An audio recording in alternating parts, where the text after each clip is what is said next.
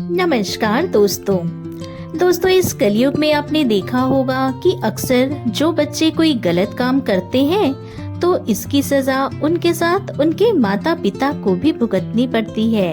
उनकी भी बदनामी होती है, लोग उन्हें ही बुरा बोलते हैं। लेकिन क्या आप जानते हैं वास्तव में कोई भी माता पिता कभी भी अपने बच्चों के कर्मों की सजा नहीं भुगतते, बल्कि बच्चे ही अपने माता पिता द्वारा किए गए कर्मों की सजा का भोग करते हैं। अगर आपको मेरी बातों पर विश्वास नहीं तो यमराज और उनकी पुत्री से जुड़ी आज की कथा जरूर ध्यान से सुने।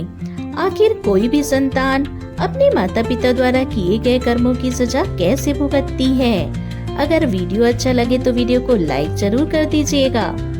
पद्म पुराण में वर्णित एक कथा के अनुसार मृत्यु के देवता यमराज की पुत्री थी जिसका नाम सुनीता था।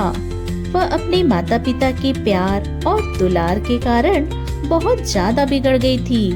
वह देखती थी कि उसके पिता जो यमराज हैं, वो पापियों को हमेशा ही सजा देते हैं, लेकिन खुद पाप और पुण्य का अंतर नहीं समझती थी, जिसके कारण खेल खेल में वह कभी भी किसी काम में बेवजह दखल देती, बिना वजह किसी को मारने लगती और ऐसी हरकतें करके उसको बहुत खुशी होती थी। समय धीरे धीरे बीतता जा रहा सुनीता ने ऋषि मुनि को, जो एक समय पेड़ के नीचे बैठकर योग कर रहे थे, योग मुद्रा में बैठे थे, बिना कारण कोड़े मारने लगी।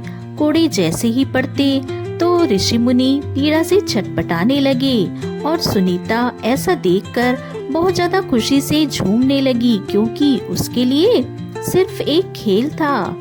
इतना ही नहीं, अपनी सारी करतूतें वह अपने पिता यमराज को बताती थी, लेकिन वह इसका बालपन समझकर हमेशा चुप रह जाते। वह ऐसा करने से ना तो अपनी बेटी को रोकते और ना ही समझाते। कई दिनों तक ऐसा ही चलता रहा। फिर एक दिन सुनीता ने फिर से उसी ऋषि मुनि को, जो पूजा पाठ कर रहे थे, कोड़े मारना शुरू कर दिया।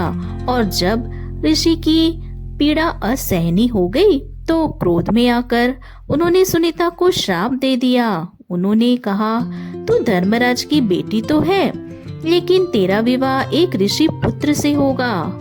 जो तेरी संतान थी, तेरे इन सभी दुष्ट कर्मों का अंश उसमें व्यापक रहेगा। उसके बाद सुनीता ने यह बात अपने पिता यमराज को बताई।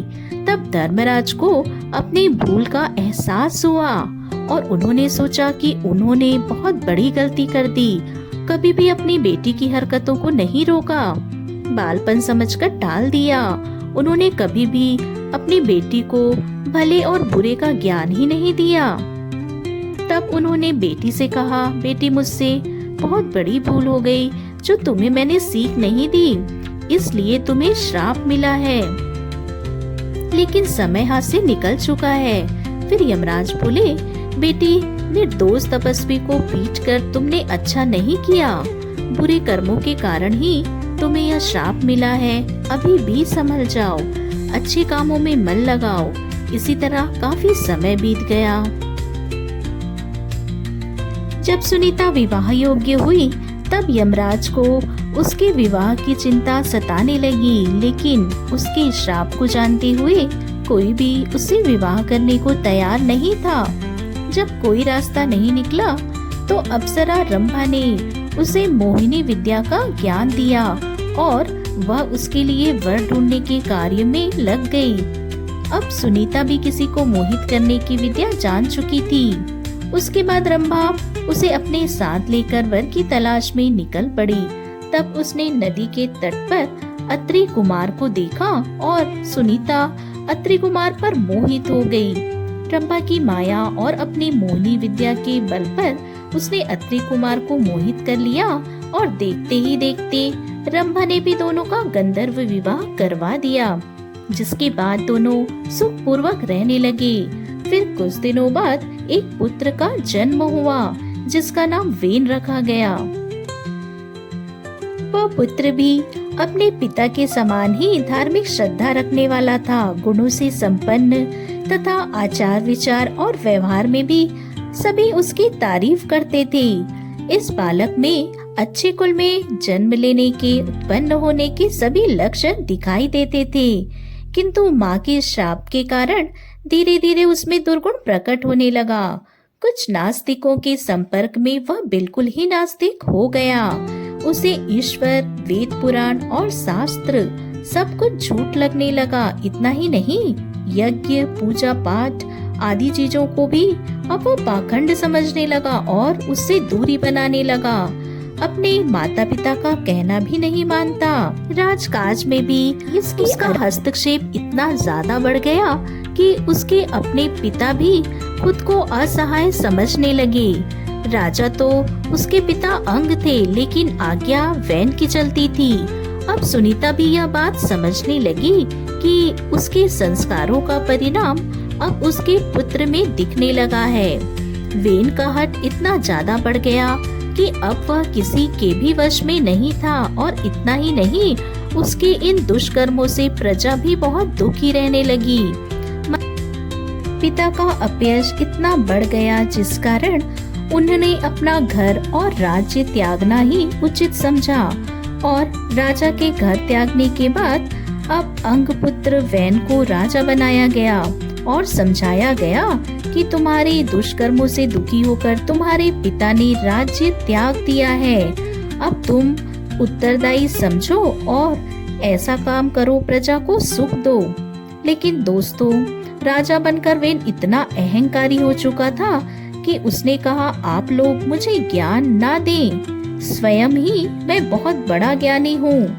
अब ईश्वर, धर्म, शास्त्र आदि मेरे आदेश से ही स्थापित होंगे। मेरी आज्ञा से ही सब कुछ चलेगा और मेरे वचन शास्त्र होंगे। आप सभी लोग मेरी आज्ञा के अनुसार ही आगे बढ़ें। मुझ में ही ईश्वर, धर्म तथा शास्त्र की छाया देखिए। दोस्तों, ऐसे विचार वाले राजा के कर्मों से पूरे राज्य में अराजकता बढ़ गई, धार्मिक सत्कर्म बंद हो गए, और वह कहते हैं ना कि हर चीज का अंत होता है। तो ऋषि मुनियों, प्रजाजनों ने विरोध कर वैन को एक दिन पकड़ लिया और उसे राज्य के पद से हटा दिया। सत्ता छिन जाने के बाद वह असहाय हो गया, जिसके बाद ऋषियों के परामर्श से उनके पुत्र ऋतु को राजा बना दिया गया और वह वेन जंगल की ओर चला गया।